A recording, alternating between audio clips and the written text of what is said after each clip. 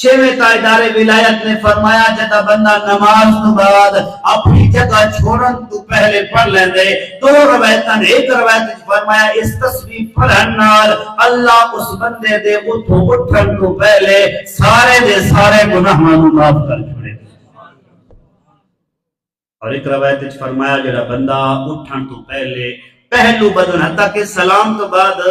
بات بندے چلو بزرگی ہوئے کوئی اور مسئلہ ہوئے تو بندہ اپنی حالت تبدیل کر لوے یا کہیں کوئی اٹھ کے بعد پیچھے ٹر ویندے تسبیح نہیں. معصومین کی روایت میں خود روایت ازامن آپ کو طریقہ چلے سا کہ جو بعض بندے جب تک اس سے فائدہ شکار ہیں جو کس حالت میں پڑھی جائے گی فوراً بعد نماز کوئی اور کام نہ کرے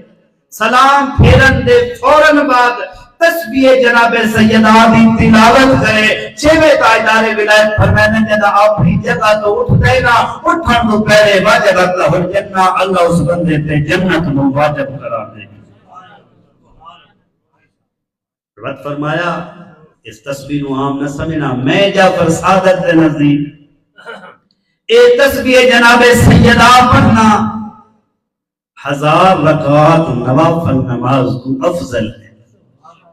کئی بندے میں دیکھے نے پورے پاکستان دا ماحول اسی طرح ہے آہستہ آہستہ انشاءاللہ اساں بدلنے کئی بندیاں نو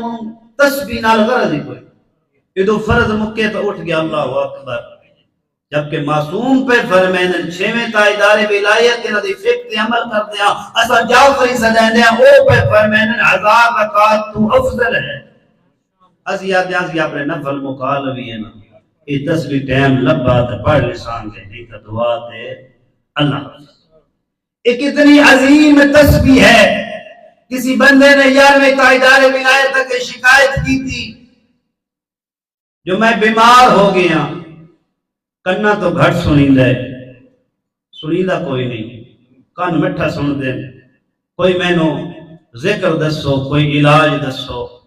معصوم نے فرمایا بندے خدا ہر نماز دے بعد باقاعدگی نال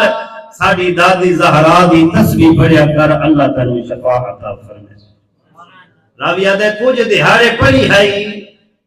اللہ تعالیٰ نے اس تسبیح دے بدلے مینوں شفا عطا فرمائے. میرے کان بالکل ٹھیک ہو گئے برکات نے دیاں. باقاعدہ تو ساری روایات پرسوں لوگوں نے اپنے رزق دی کمی دا شکوہ کیتا تے معصومین نے فرمایا تسبیح جناب سیدہ پڑھ حتیٰ کہ